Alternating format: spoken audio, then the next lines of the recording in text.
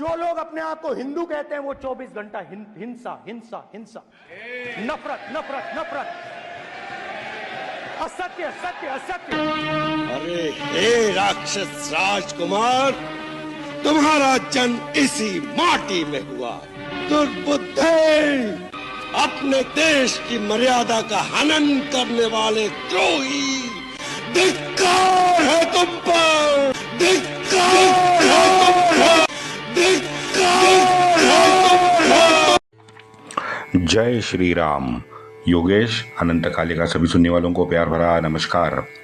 मित्रों, अगर पंत प्रधान पद या पेशवे, अब इन जैसे महत्वपूर्ण अगर पद हो तो अभिलाषी तो होना स्वाभाविक है।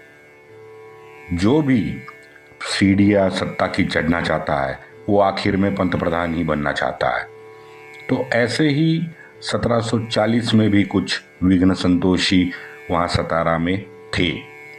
मैंने श्रीपतराव पंत प्रतिनिधि का आपको बताया था कि कैसे उन्होंने बाजीराव के पेशवा होने के समय बाजीराव का पक्ष नहीं लिया, बाजीराव के रास्ते में रोड़े डाले, ताराबाई का पक्ष लिया, उसमें अड़ंगा डाल दिया। सब मैंने आपको सुनाया है।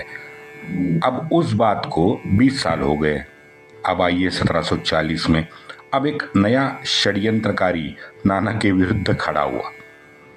वो आजकल नहीं है बुढ़ा सोरेस, वो तो मरा नहीं है, लेकिन वो मरेगा अभी 2-3 साल में। सोरेस मरेगा, अब सोरेस मरेगा तो कोरेस आएगा।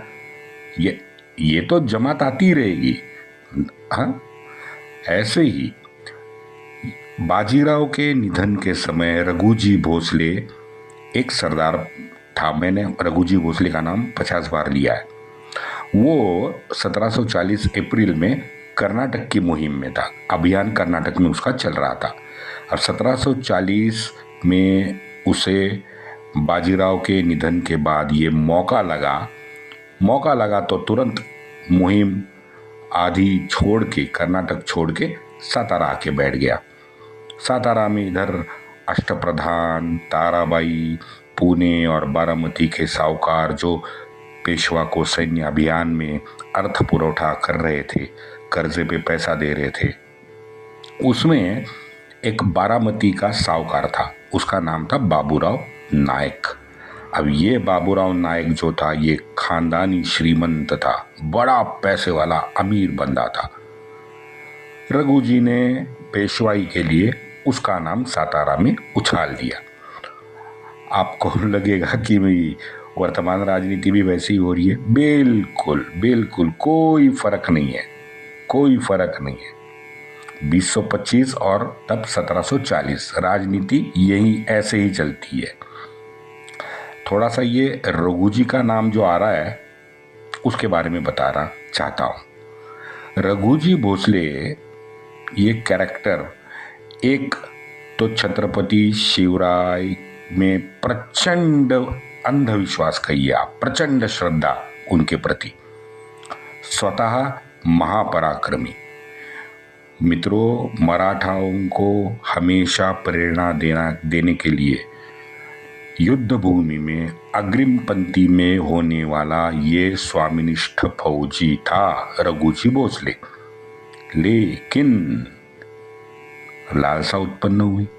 अब लालसा जब उत्पन्न होती है तो तुम्हारे मूल स्वभाव में जो गुण होते हैं ना, ये एक लालसा के अवगुण से पानी फिर जाता है। इतिहास आपको महान कभी नहीं बनाता। यही बात रघुजी की भी है। रघुजी 1730 से ही सातारा से थोड़ा हटके अपने मन से, मैं अहमभाव कहिए, अहमभाव से लिप्त था। और ये दिखता भी है क्योंकि वो आधी बातें शाहू महाराज की भी नहीं सुनता था, ना उनके आदेश पे पूरी तरह से अमल करता था। इससे तो पता चलता है कि उसकी सत्ता लोलुपता तो उसकी साफ नजर आती है। अब भोपाल के बारे में मैंने बताया था कि भोपाल के युद्ध में बाजीराव ने चिमाजी अप्पा को पत्र लिख के रघुजी को स्वयं जाके मनाने की बात की है। तो आप उसका रुतबा देखो। वो तो प्रतिष्ठित तो था ही, इसलिए तो बाजीराव ने कहा कि चिमाजी अप्पा को पत्र लिख के कहा है कि भाई जाओ रघुजी भोसले को मना के लाओ। लेकिन उस पत्र से पहले शाहू महाराज ने अपनी राज मुद्रा के सिक्के के साथ एक पत्र उसको भेज के आदेश दिया था कि बाजीराव को मदद करने के लिए आप भोपाल पहुंचे। कदम बांडे को भी भेजा था। अब कदम बांडे गुजरात में था तो उसके पास तो कहने के लिए कारण था कि भाई मैं बहुत दूर हूं, इतने जल्दी मैं नहीं आ सकता। लेकिन ये रघुजी भोसले तो नागपुर में बैठा था, वहां से भोपाल कितनी दूर थी। रघुजी के मित्रों, परदादा है, दादा है, सभी हमारे पुणे जिले के एक छोटे गांव हिंगणी के हैं। हिंगणी इस गांव के ये सब लोग हैं, तो उनको हिंगणी कर ही उपनाम से बुलाया जाता था पहले। और सभी की श्रद्धा, सभी की दादा परदादा, उनके चाचा, घर वाले, सभी की श्रद्धा और निष्ठा जाहिर है श्री शिवराय के चरणों में थी, रही है। सभी बड़े पराक्रमी थे। दादा परदादा, उनका इतिहास मैं बताऊंगा तो आप भी चौंक जाएंगे कि भाई इतना पराक्रम इन्होंने दिखाया है मात्र नाम के लिए। श्री शिवराय, बस शिवराय ने कह दिया, हमने कर दिया। तो हमारे इस रघु जी के तीनों जो चाचा थे उनको बहादुरी के लिए कई बार इनाम मिले हैं। कई बार शिवराय ने दिए, संभाजी महाराज ने दिए, राजा राम महाराज ने दिए, तीनों चारों शाहू महाराज ने भी दिए हैं। अब इनको राजा राम महाराज ने इनाम स्वरूप विदर्भ के कुछ गांव के अधिपति इनको बनाया था। अमरावती है, तब नागपुर इतना बड़ा नहीं था, अमरावती और आसपास के इलाके का इनको अधिपति बनाया। अब इस 50-60 साल हो गए इसको, है ना। अब इन्होंने अपना उपनाम भोसले रख दिया। कई कबार हम भी सोचते हैं कि ये रघुजी भोसले श्री शिवराय के परिवार वाले तो नहीं है। मन में आता है क्योंकि नागपुर के भी भोसले हैं, सातारा के भी भोसले हैं। गलत है मित्रों।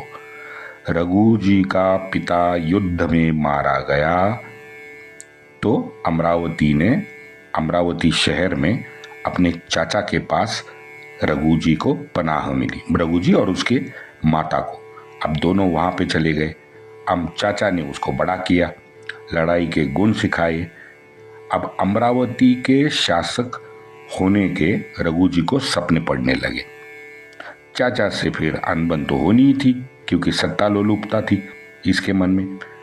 तो शुरुआती दिनों में चाचा से अनबन हो गई तो ये महाशय हमारे रघुजी भोसले, ये और नागपुर से नज़दीक जो गोंड है, तो गोंड के और नवाब थे चांद उस्मान। अब चांद उस्मान के यहाँ ये नौकरी करने लगा ना। लेकिन मित्रों खून तो सनातनी था। और चाचा राणोजी भोसले, इनका नाम भी 50 बार आपने सुना होगा, ये इसका चाचा था। अब राणोजी भोसले तब तक एक पेशवाई में और हिंदवी स्वराज्य में एक प्रतिष्ठित मान सम्मान पाने जाने वाला सरदार बन गया था। तो चांद उस्मान को तुरंत छोड़ के ये शाहू के कदमों में आ गया सातारा में। अब शाहू के कदमों में आ गया, परिवार भी प्रतिष्ठित था, तो शाहू ने उसको हिंदवी स्वराज्य में जगह दे दी, सरदार बनाया। अब यहां से रघु जी के किस्मत में एक बड़ी मित्रों करवट ली। इसकी बहादुरी, इसकी निष्ठा को देख के शाहू महाराज ने अपने पत्नी की बहन से इसकी शादी करवा दी है। इतना ये बढ़ गया। देखो अपने स्वकर्तृत्व से, रघुजी भोसले की मैं बात कर रहा हूं। अपनी शाहू महाराज ने अपनी पत्नी की बहन की शादी इस रघुजी भोसले से की है। हिंदवी स्वराज्य का पक्का सेवक ये था ही। वो बीच में सत्ता लोलुपता के कारण ही चांद उस्मान के पास गया था, फिर लौट आया। महाराज ने शादी करवा दी। शादी करने के बाद तुरंत एक युद्ध भूमि में, रणांगण में इसने एक हाथी सिंगल हैंडेडली जिसे कहते हैं, उसमें अपना शौर्य दिखाया, तो दरबार में प्रतिष्ठा और बढ़ने लगी। अब शाहू महाराज ने जीएसटी कलेक्शन का काम इसे सौंप दिया। मित्रों, आप चौंक जाएंगे सुन के, बिहार, बंगाल, उत्तर प्रदेश में प्रयागराज तक ये मराठाओं के लिए वसूली करते थे। अब उसका सारा दायित्व जो था वो रघुजी के भोसले के कंधे पे था। आज का आप झारखंड ले लो, छत्तीसगढ़ ले लो, ये जो पूरा परिसर है, इलाका है, ये सारे इलाके का टैक्स प्रमुख रघुजी भोसले था। और बस यही समय था, उसकी लालसा ने फिर छलांग मार दी।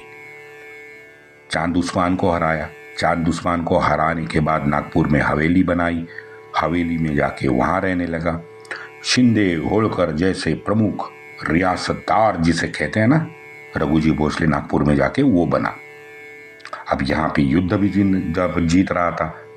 टैक्स कलेक्शन तो खैर उसके बारे में कुछ लिखा नहीं है। इसका मतलब है जो भी कुछ व्यवस्था उस दिन थी, उस समय की मैं अब बात कर रहा हूँ, सुचारू रूप से प्रशासकीय कारभार वो शायद करता होगा, क्योंकि उसके बारे में कुछ लिखा नहीं है। अब रियासतदार तो वो नागपुर का बन गया था। अब हिंदवी स्वराज्य के छत्रपति बनने के स्वप्न शायद वो देखने लगा। तामसी बाजीराव के आगे तो कुछ नहीं चला, तो उसने असहकार का आंदोलन शुरू किया कि भाई मदद ही मना करो। शाहू ने बुलाया, ना जाओ। बाजीराव से तो 4 हाथ दूरी रहो, ऐसा धोरण इसने अपनाया था और उस पे चल रहा था। इसके चाचा राणोजी मरते दम तक बाजीराव के साथ एक सच्चे स्वराज्य के सेवक मित्रों बने रहे हैं। ये भी कारण होगा कि रघुजी भोसले उनसे ज़्यादा नज़दीकी या रघुजी भोसले ने नहीं की। लेकिन सत्ता लोलुपता, अब ये रघुजी के विकृति ने औकात अपनी दिखाई और एक बौना आदमी बन के इतिहास में दर्ज हुआ। एक बात है मित्रों, स्वराज्य के साथ रघुजी भोसले हमेशा खड़ा रहा, कभी भी गद्दारी स्वराज्य के साथ नहीं की।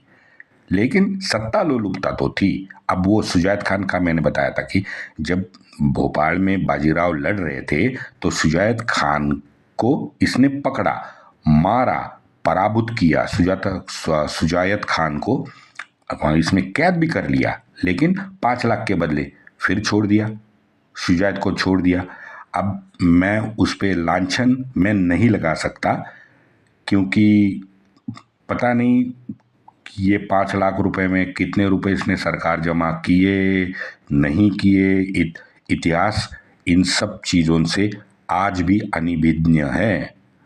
लेकिन ऐसे लगता है कि रघुजी भोसले ने कुछ रकम तो डेफिनेटली सातारा तिजोरी में जमा कर दी हो, क्योंकि इस घटना का जो उल्लेख है, सुजायत खान को पकड़ा है इसका तो उल्लेख है, लेकिन वो 5 लाख रुपए का क्या हुआ इसके बारे में एक भी पुस्तक हो, उसकी आत्मकथा हो, बखर हो, तात्कालीन जो लेखक थे उनमें कोई पत्र वित्र व्यवहार में बात हो, ऐसा कहीं भी लिखा नहीं है। ना इस कार्रवाई का पूरा वर्णन बाजीराव के अपने रोजनिशी में है। चिमाजी अप्पा या शाहू महाराज हो, इनके रोजनिशी में ये वर्णन नहीं है। 5 लाख रुपए का सुजायत खान को पकड़ा और छोड़ा, ये है पत्र में, लेकिन वो 5 लाख रुपए का बाद में क्या हुआ इसके बारे में कुछ नहीं है। तो हम पॉजिटिवली ये सोचते हैं कि हाँ भाई, इसने सरकार जमा की होगी, क्योंकि उसका रिकॉर्ड ऐसा है कि भाई गद्दारी इसने जन्म तक नहीं की है, लेकिन राजकारण जरूर किया है। 1755 में ये रघुजी भोसले अपना जीवन व्यतीत करके मर गया। लेकिन मैं जो शुरुआती में बात की थी,